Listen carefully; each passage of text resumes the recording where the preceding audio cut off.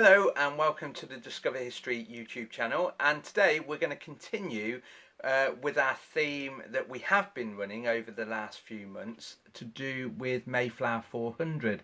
So just to remind you, why is Worcester linked, or why is Worcestershire linked to Mayflower 400? Well, the simple answer is Edward Winslow, a man from Droitwich, schooled at the King's School in Worcester, went on to be one of the lead characters of setting up the new colony over in the Americas. What you have to remember is there were already colonies over there, including the Jamestown colony, but Edward Winslow was a key character in that. So this year, in celebration of the 400th anniversary of the sailing of the Mayflower, we have been doing, as you're aware, a series of little videos in relation to navigation specifically at the moment. Later on, when we get even closer to the anniversary, we'll start looking at Edward Winslow, maybe even pop to Droitwich to do a little video there. Or we will be looking at the impact of the new plantation on the native people in the Americas. So look out for those videos. They will be coming over the next few months, and even into next year actually, when we prepare, or as they would have done, prepared for the original Thanksgiving in 1621. Now tonight we're going to not look at the compass, we've already done that. We've also looked at how they worked out the speed of the ship, and we also looked at how they used the celestial bodies like the stars and the sun in particular to work out where they were on the globe. Now, one of the trickiest problems out at sea years ago was really working out time. It was very difficult to work out time accurately, and what you have to remember, it wasn't until the 18th century when they came up with a special chronometer, a special watch that actually worked at sea. And the main reason for that is early watches relied on a pendulum, and the problem is when you're on a ship that's constantly moving and rolling, it was very difficult to have an accurate timepiece. So what did they use for accurately, or trying their best to accurately tell the time whilst they were sailing across the massive ocean? Well, the first one was they kept a log. Now there is a ship's log, or the chip line, which was thrown over the back of the ship to work out the speed. However, every ship's captain had to keep a log which was nothing more really than a diary, and it charted where they were at any given time, and could also be used to write down misdemeanors and punishments on board the ship, to write down how much supplies are left, for example how many ship's biscuits, how much water or beer is on board, that sort of thing. So that's the first way of telling time. And you're probably thinking, well, how does a ship's log tell the time? Well, if they write it out every single day at a given time, maybe 12 noon, they would know that when it gets dark and the next day comes along, if the other diary account was Monday, then obviously this is going to be Tuesday. So it's one way of keeping time, keeping a tally of how long they've been at sea. But then there was also the hourglass. Now, hourglasses on board ships, there were many different types. There was, for example, a 30-minute, or 30-second, I should say, 30-second hourglass, or sand timer, I should say, and that was used really to accurately check the speed of the ship. So when the chip line, or the ship's reel, was thrown over the back of the ship to work out the speed, remember they had to count to around about 28 to 30 seconds. So one sand timer was actually a 30-second one.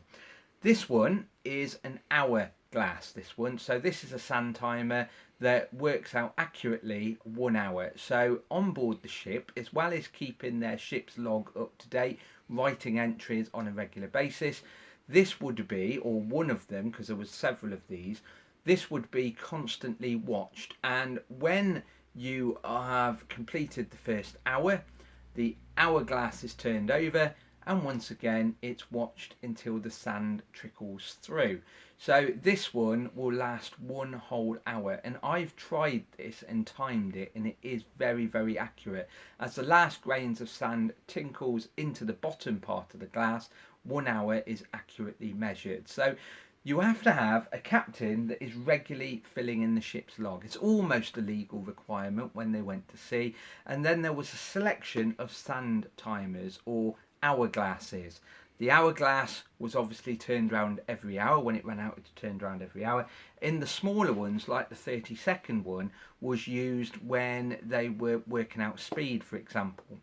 On the Mary Rose, there were several hourglasses, or what was left of them, found on board, including some sand timers that were smaller as well. So these would have been used, like I said, for the 30-second count, or maybe even 30-minute ones as well. There would have been a fair amount, and that's a good way of accurately telling the time.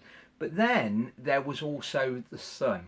And famously, we know that it rises in the east, and then by mid-morning it's pretty much midway in the sky, and then at lunchtime, famously at 12 midday, the sun should be its highest above the ship, and then obviously by around about 3 o'clock, and then by the evening it's dipping across to the west. Now that's one way of doing it. However, there was also the sundial, and the sundial makes use of that sun.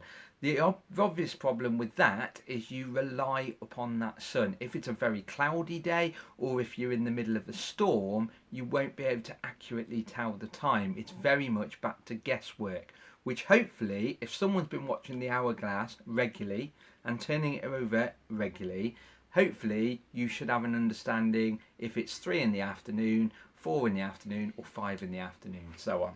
Like I said, until they invent a proper nautical chronometer, a proper nautical watch, accuracy in telling the time was pretty poor, shall we say. Anyway, I've got 2 timepieces to show you, 2 sundials to show you. The first one is the very old sundial, which is this one here. This is actually a 15th century one, so by the time the Mayflower sails, this would have been looked upon as a pretty old piece of work, but it would do the job basically.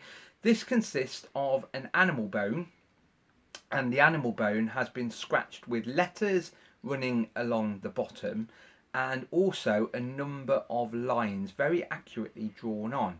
And then at the top and bottom we have some metalwork. Now the metalwork at the top does actually turn, and there is also a little arm that can be pulled out into position. And the idea is you look at the ship's compass, you work out which way north is, and you need to be facing north holding this device.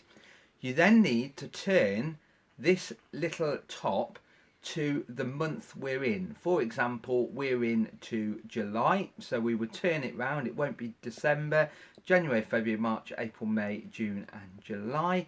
And when we found July and the arm's pointing down at it, you can then lift up the arm, making sure that you're looking to the north, and the shadow from the sun coming down will be cast upon one of these lines, and you'll be able to look across, and it will tell you accurately, dependent on the sun's condition obviously, what the time is to the nearest hour, maybe 30 minutes depending on whereabouts the shadow lies. But that was classified as pretty old stuff, whereas I do actually own here a replica of a sundial that was found on the Mary Rose, and these are beautiful little things. They do actually look at first instance like a draft piece, but when you twist open the wooden top, because it's all made out of wood, there's a small mirror inside the top part here, and then there's this very fine piece of work here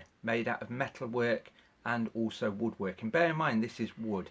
Now the little vane on it is designed to be pulled up like a little sail, as you can see. And like I said, this is a copy of the one found on the Mary Rose. Do look it up if you get a chance to go on Google. And then looking at the compass needle, so this is much smaller than the ship's binnacle compass, that would tell you which way north, south, east and west is. And then once again, whilst holding it nice and flat on the hand, you can then read off what the time is dependent on where the sun casts its shadow on the timepiece. But like I said, to be able to use a sundial, you do actually need the sun. So as soon as you leave port, let's say you've left Bristol, for example, or in the case of the Mayflower, you leave Portsmouth, shall we say.